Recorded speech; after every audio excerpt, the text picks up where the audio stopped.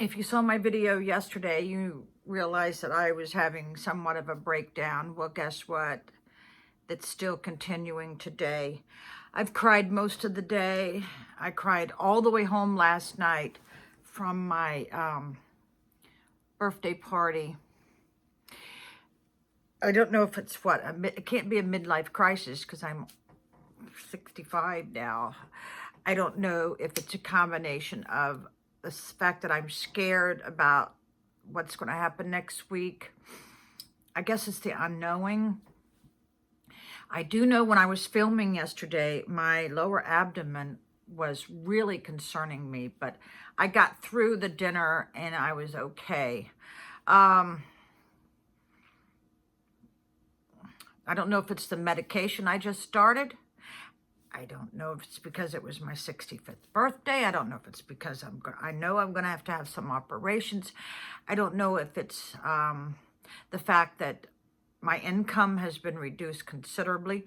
Now, I am in my work clothes because my boss said I could keep you on the payroll if you work at least one day a month. So I'm going to try to go to work now and in a couple minutes.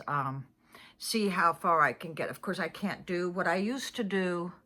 I used to like walk almost 2 miles on a shift. My eyelashes are falling out. My hair's still falling out. People, I don't know what's wrong with me. Some of it I do know is that I was triggered. Going back to the house that I lived at with my husband for 25 years triggered me. It triggered good times. It triggered bad times. Seeing the changes he's made. I don't know what the hell's wrong with me. WTF. I even called an old close friend who knows both my husband, ex-husband, and I. And she gave me some words of encouragement. She knows both of our good sides and our bad sides. As you see, I cut my bangs a little bit. God, I am thinning. Look at this. I'm getting thinning hair. I'm getting a bald spot. But my dinner last night was wonderful. It was so magical. I remember one of our anniversaries was at Wintergreen at the copper mine. If you have never been to the Wintergreen ski resort, you don't have to wait for it to have snow on the ground. Eat at the copper mine. We were the only ones in there on our anniversary, which happens to be March 3rd, which is tomorrow. We were the only ones in the restaurant. And as we were walking back to our ski chalet, I called it,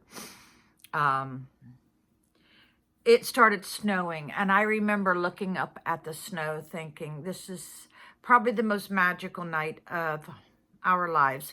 And he even agreed. Yeah. So I talked to my granddaughter. She's going to come sit with me on this Thursday. So pray for me. Pray for me that I will get through this. Now, if it's the gabapentin, let me tell you what, I'm not going to give it up because it is making me almost totally pain-free.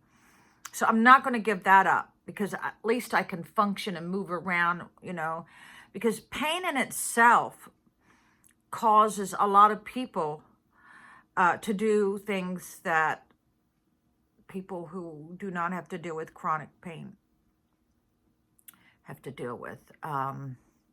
So, yeah, if it's the gabapentin, I can't give it up because it is doing more for me than tramadol ever did or hydrocodone. So I can't give up the gabapentin. And if it's making me teary-eyed, I'm just going to have to deal with it. So, this is why I go to the Caribbean every winter, because that sun, the vitamin D, makes me feel better mentally. I do know, I never understood triggering, but I do now because I was triggered last night on so many different levels.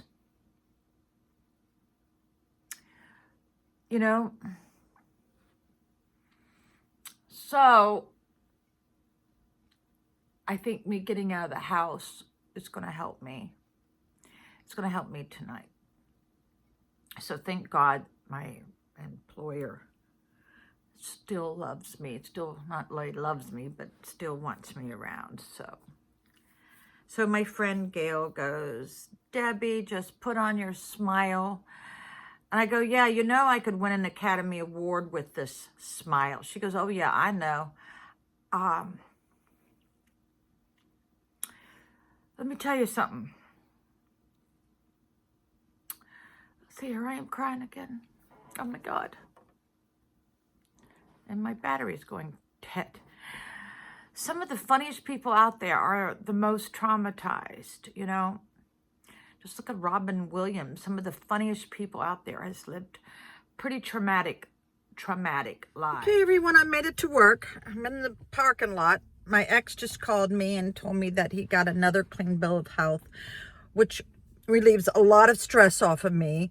And I found out my grandson, who has never traveled out of his town, drove all the way to Cocoa Beach from Virginia, and he made it okay. So that is two prayers answered. God is good. Let me tell you what. I know you guys are not going to believe me, but every prayer that I've ever prayed has come true.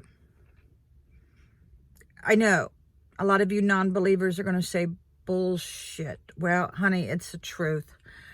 I have to ask God a lot. I ask a lot of him. And I am grateful. I spend probably 20 minutes a night telling him thank you. Yeah. So I gotta go into work. I'm gonna put on my happy face and put on an Academy Award winning performance. Bye.